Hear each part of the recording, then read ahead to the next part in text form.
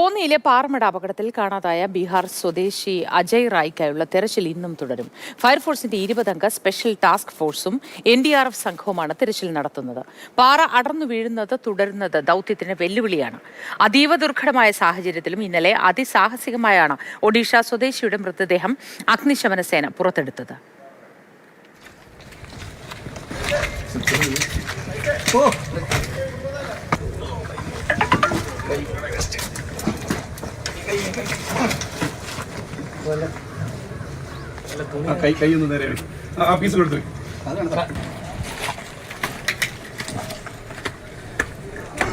CK Abhilal വിവരങ്ങളുമായി ചേരുന്നു. അഭിലാൽ, ഇന്ന് വീണ്ടും പ്രവർത്തനങ്ങൾ ആരംഭിച്ചോ? കാരണം ഒരാളെ കൂടി പുറത്തെടുക്കേണ്ടതുണ്ടല്ലോ.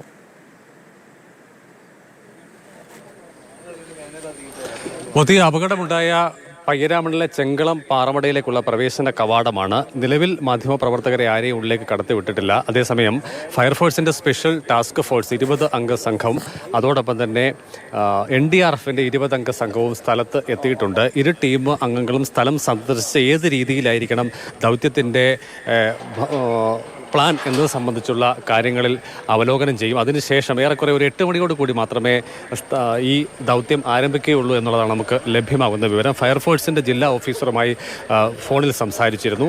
അപ്പോൾ ഇരു സംഘാംഗങ്ങളും തമ്മിൽ ഈ സ്ഥലം കണ്ട ശേഷം പ്ലാൻ തയ്യാറാക്കും എന്നുള്ളതാണ് അറിയിച്ചിട്ടുള്ളത്. ജില്ലാ ഭരണകൂടത്തിൻ്റെ പ്രതിനിധിയായി ജില്ലാ കളക്ടർ അല്പസമയത്തിനുള്ളിൽ ഇവിടേക്ക് എത്തിച്ചേരും.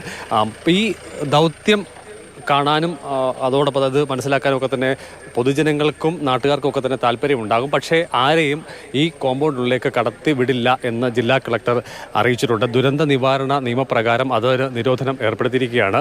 ഈ ക്വാറിയുടെ പ്രവർത്തനം സംബന്ധിച്ച് നേരത്തെയും ചില പരാതികൾ ഉയർന്നിരുന്നു. അതുകൊണ്ട് ആ വിഷയമടക്കം പരിശോധിക്കപ്പെടും എന്നുള്ളതാണ് നമുക്ക് ലഭ്യമാകുന്ന വിവരം. അതേസമയം നിലവിൽ ഈ ക്വാറിയുടെ പ്രവർത്തനത്തിന് പ്രവർത്തന അനുമതി ഉണ്ടായിരുന്നു. ഹൈക്കോടതിയുടെ പ്രത്യേക ഉത്തരവിൻ്റെ അടിസ്ഥാനത്തിൽ പ്രവർത്തിച്ച് വരികയായിരുന്നു. തീർത്തും അപ്രതീക്ഷിതമായിട്ടാണ് ഇത്തരത്തിൽ ഒരു അപകടം ഉണ്ടാവുന്നത്. അതോടൊപ്പം തന്നെ ഏറെ സങ്കീർണമായ പ്രവർത്തനത്തിന് ഒടുവിലാണ് ഒരാളുടെ മൃതശരീരം കണ്ടെടുക്കാൻ കഴിഞ്ഞിട്ടുള്ളത്. ഈ സംഭവവുമായി ബന്ധപ്പെട്ട വിഷയത്തിൽ അഡീഷണൽ ലേബർ കമ്മീഷണർ അന്വേഷിക്കുമെന്ന് വകുപ്പ് മന്ത്രി അറിയിച്ചിട്ടുണ്ട്. ഒരാഴ്ച രക്ഷാപ്രവർത്തനത്തിന് ഇന്നലെ ബുദ്ധിമുട്ടായിരുന്നല്ലോ അഭിലാലെ.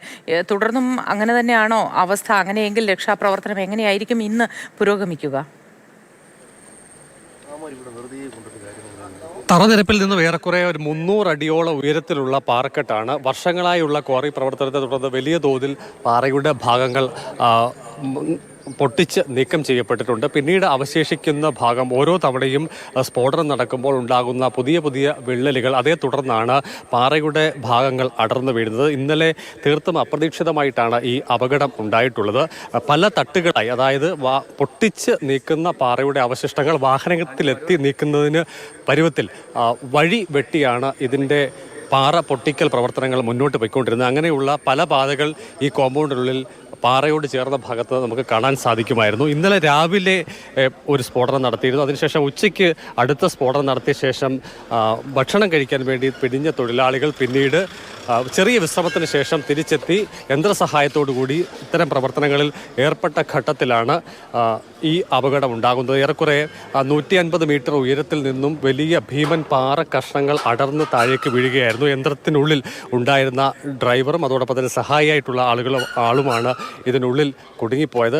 ഇരുവർക്കും ജീവഹാനി നേരിട്ടു. ഇന്നലെ വൈകിട്ട് 6:40 കൂടിയാണ് ആദ്യ മൃതശരീരം വീണ്ടെടുക്കാനായത്. അതും ഏറെ ദുർഘടം പിടിച്ച പ്രവർത്തനങ്ങളായിരുന്നു.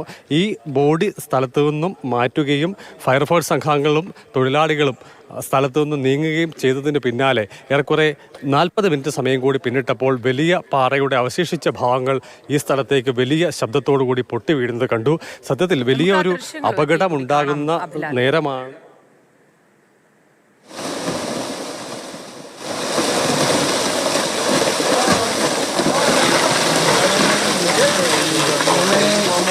ആരും കാര്യമായി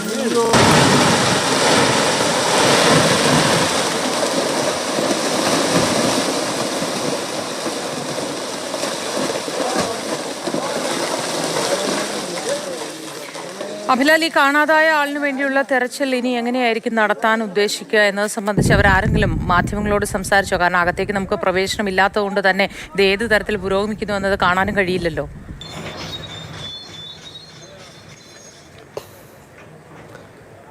ഈ ബുൾഡോസർ പൂർണ്ണമായും തകർന്ന് തരിപ്പണമായ ഒരവസ്ഥയിലാണുള്ളത്. അതിൻ്റെ ഡ്രൈവർ ക്യാബിനുള്ളിൽ കാണാതായ ആൾ ഉണ്ട് എന്ന് തന്നെയാണ് കണക്കാക്കപ്പെടുന്നത്.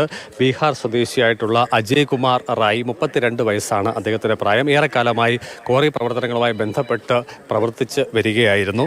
ഈ അപകടമുണ്ടായ സ്ഥലത്ത് ചെന്ന് കാണുന്ന ആരും ഭയപ്പെടുന്നതായിരുന്നു അവിടുത്തെ സാഹചര്യം. കാരണം വലിയ ഉയരത്തിൽ നിന്നും അടർന്നു വീണ പാറക്കെട്ടുകൾ ഈ മെഷീനെ, ബുൾഡോസറിനെ അപ്പാടെ തകർത്തു എന്ന് പറയുമ്പോൾ തന്നെ ആ അപകടത്തിൻ്റെ വ്യാപ്തി നമുക്ക് വ്യക്തമാണ്. മറ്റൊന്ന്, ഈ സ്ഥലത്തേക്ക് വേഗത്തിൽ എത്തിച്ചേർന്ന് രക്ഷാപ്രവർത്തനം നടത്താൻ കഴിയുകയില്ല.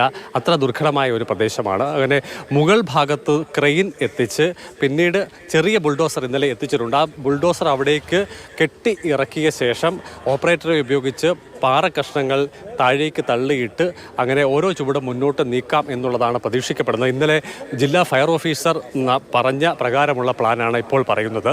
അതേസമയം തന്നെ മുകളിൽ അവശേഷിക്കുന്ന ഭാഗത്തെ വലിയ പാറക്കെട്ടുകൾ, വിള്ളൽ വീണിരിക്കുന്ന പാറക്കെട്ടുകൾ ഏത് സമയവും താഴേക്ക് പതിക്കാനുള്ള സാധ്യത കൂടിയുണ്ട്. ചുരുക്കത്തിൽ ഏറെ ദുർഘടവും അതോടൊപ്പം തന്നെ വെല്ലുവിളി നേരിടുന്നതുമായ ദൗത്യത്തിനാണ് കോന്നി പയ്യനാമൺ ഇന്ന് സാക്ഷ്യം വഹിക്കാൻ പോകുന്നത്. അതിൻ്റെ ഒരു അന്തിമ രൂപം ആയിട്ടില്ല. ഒരുപക്ഷേ ജില്ലാ കളക്ടർ എത്തിയ ശേഷം അദ്ദേഹം ഔദ്യോഗികമായി പ്ലാൻ സംബന്ധിച്ച് മാധ്യമങ്ങളോട് വിശദീകരിക്കാനുള്ള സാധ്യതയുണ്ട്. എന്തായാലും അപകടം പിടിച്ചതും ഏറെ ദുർഘടവുമായ വെല്ലുവിളി നിറഞ്ഞതുമായ ദൗത്യമാണ് തീർച്ചയായും ഇവിടെ കാത്തിരിക്കുന്നത്. ഈ വാഹനത്തിനുള്ളിൽ അകപ്പെട്ട JCBക്കുള്ളിൽ അകപ്പെട്ട ഓപ്പറേറ്റർക്ക് ജീവൻ ഇല്ല എന്നുള്ളത് ഏറെക്കുറെ തീർച്ചപ്പെടുത്തിയിട്ടുണ്ട്. പക്ഷേ ഔദ്യോഗികമായ ഒരു മരണം മാത്രമേ സ്ഥിരീകരിക്കപ്പെട്ടിട്ടുള്ളൂ. ഉള്ളിൽ അകപ്പെട്ട ആളുടെ ശരീരവും ചതഞ്ഞരഞ്ഞ നിലയിൽ തന്നെ ആയിരിക്കും എന്നുള്ളതാണ് ഫയർഫോഴ്സ് സംഘാംഗങ്ങളും അവരുടെ നിരീക്ഷണത്തിലൂടെ പങ്കുവയ്ക്കുന്ന വിവരങ്ങൾ. എന്തായാലും അടുത്ത മണിക്കൂറുകളിൽ ഏത് തരത്തിലുള്ള ഒരു ഓപ്പറേഷൻ ആയിരിക്കും ഇവിടെ ഉണ്ടാവുക എന്നത് സംബന്ധിച്ച് വ്യക്തത വരും. സമീപകാലത്ത് കേരളത്തിൽ എവിടെയും ഇത്തരത്തിലുള്ള ഒരു ദുരന്തം പാറമടയുമായി ബന്ധപ്പെട്ട് ഉണ്ടായിട്ടില്ല. പാറമടകളിൽ അപകടങ്ങൾ പലകുറി ഉണ്ടാകാറുണ്ട്. പക്ഷേ ഇത്തരത്തിൽ ഒരു അപകടം ഇത് കേരളത്തിൽ തന്നെ ഒരുപക്ഷെ സമീപകാലത്ത് ആദ്യമായിരിക്കും.